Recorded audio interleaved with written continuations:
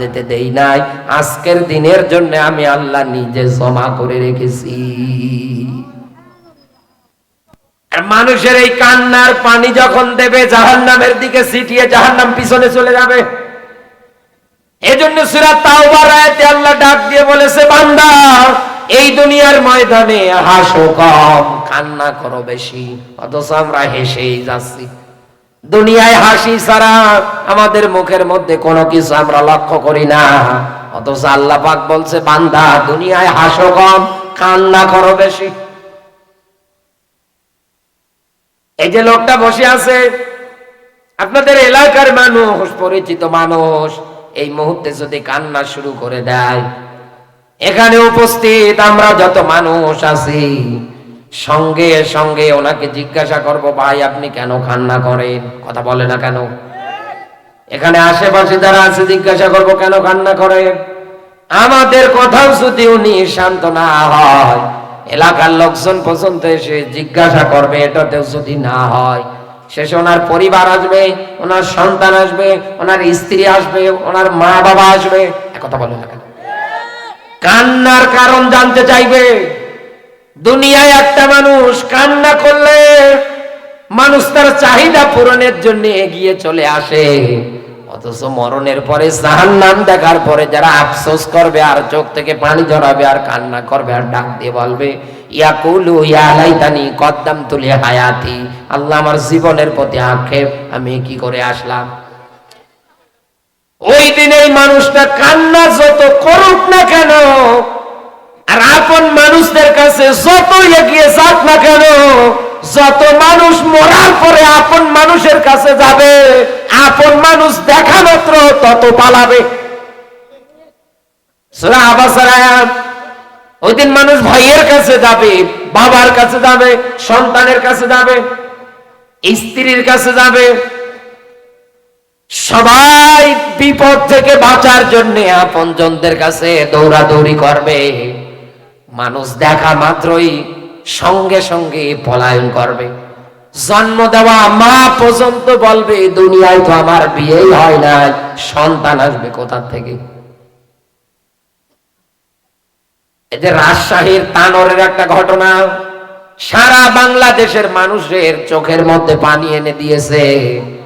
টানা 32টা ঘন্টা একাধারে একটা ছোট্ট বাচ্চা কূপের মধ্যে পড়ে গিয়েছে। 32 ঘন্টা একাধারে চেষ্টা চালাচ্ছে কিভাবে উদ্ধার করা যায়। ফেসবুক, ইন্টারনেট সব জায়গায় বিষয়টা ছড়িয়ে গিয়েছে।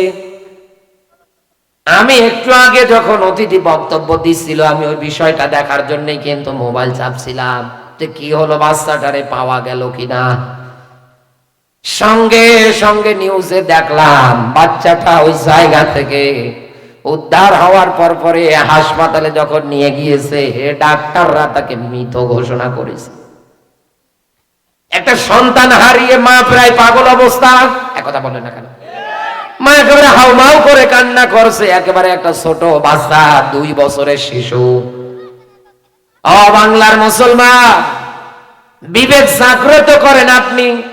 দুনিয়ায় সন্তান হারানোর পরে মা ছটফট করবে, কান্নাকাটি করবে, থাকতে পারবে না, বারবার অজ্ঞান পর্যন্ত হয়ে যাবে। বাবা হাউমাউ করে কান্না করবে, অজ্ঞান পর্যন্ত হয়ে যাবে। কথা বলে না কেন? দাদা দাদি, এলাকার লোকজন সবাই তার জন্য আফসোস করবে আর কান্নাকাটি করবে। ও বাংলার মুসলমান, এই জায়গাটাই আপনি কিয়ামতের দিন নিয়ে যান। বিপদ থেকে বাঁচার জন্য যখন মায়ের কাছে যাবে, মা ডাক দিয়ে বলবে, দুনিয়ায় আমার বিয়ে হয় নাই, সন্তান আসবে কোথা থেকে? বাবা পর্যন্ত পলায়ন করবে। যে বাবা মাথা থেকে শুরু করে পায়ের আঙ্গুল পর্যন্ত আপনার প্রতিটা সফলতার জন্য, প্রতিটা ধাপে ধাপে পা ফেলানোর জন্য যে বাবা সবচাইতে বেশি কষ্ট ত্যাগ স্বীকার করেছে, ওই বাবা পর্যন্ত পলায়ন করবে। কথা বলে না কেন? আপনার ঘরের বউ আদরে ও পালাবে, সন্তান পালাবে, অথচ কারো যদি সন্তান না হয়, ও বাবার দরবার পর্যন্ত যেতে দ্বিধাবোধ করে না। কথা বলে না কেন? অথচ এই সন্তান পর্যন্ত মরার পরে পালাবে আপনাকে দেখা মাত্র।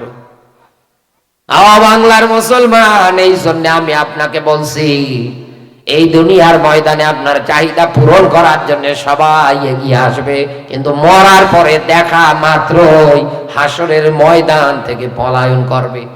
ওই দিন শুধু সবাই নিজের চিন্তা করবে আর ডাক দিয়ে বলবে আমার কি হবে, আমার কি হবে।